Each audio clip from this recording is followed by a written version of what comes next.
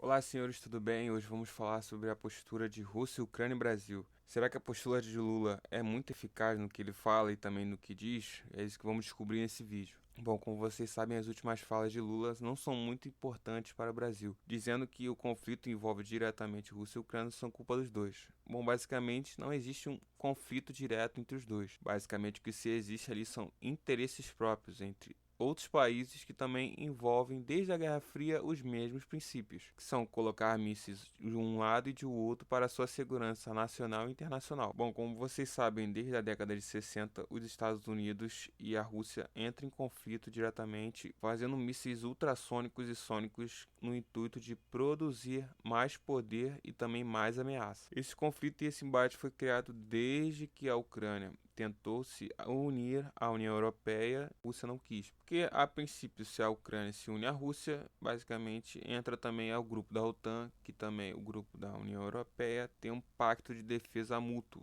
que também é muito importante para o país. Depois disso foi criado um laço entre Estados Unidos e Rússia para não ter um combate direto entre os outros países, que basicamente foi desrespeitado, como todos sabem, que os Estados Unidos mandam tanques, mandam pessoal, mandam armamentos pesados e também leves também para. E além disso também os outros participantes do grupo da OTAN também lançam também outros produtos, como é o caso da Alemanha, que produzem muitos tanques Leopard e também mandaram-se para a guerra para teste e também acredito eu que existem outros tipos de tecnologias que ainda não foram ditas e feitas naquela região.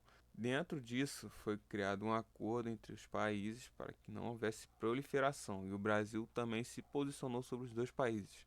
Mas a postura de Lula é certa no que ele fala? O que eu tenho a dizer é que não é. E a ideia de Lula é montar um grupo G20 da Paz. E o G20 da Paz é integrado pelos 20 maiores países mais ricos que estão no interesse de criar uma união de paz naquela região. Que é possível? Sim, é possível.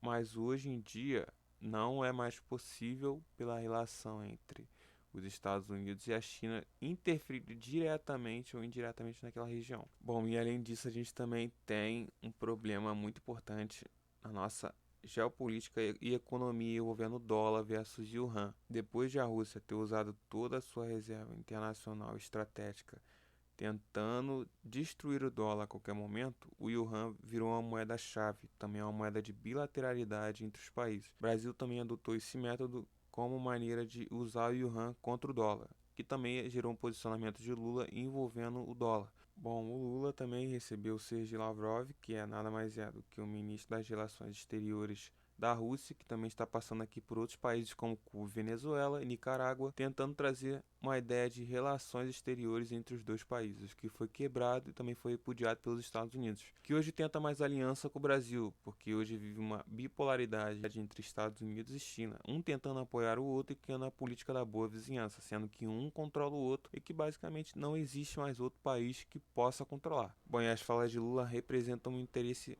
partidário e não apartidário. A ideia dele é trazer neutralidade, mas o interesse dele é basicamente na China e trazer os Estados Unidos mais para longe e tentar uma parceria grande com o BRICS. O BRICS que é o grupo hoje mais promissor de todos os grupos mundiais.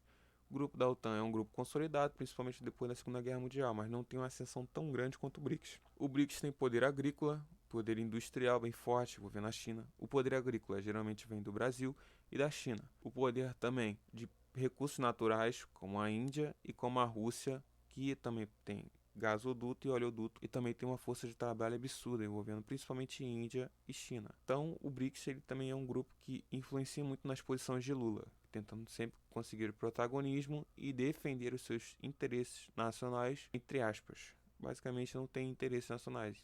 O interesse dele é bem público e bem partidário, envolvendo principalmente o BRICS e a China.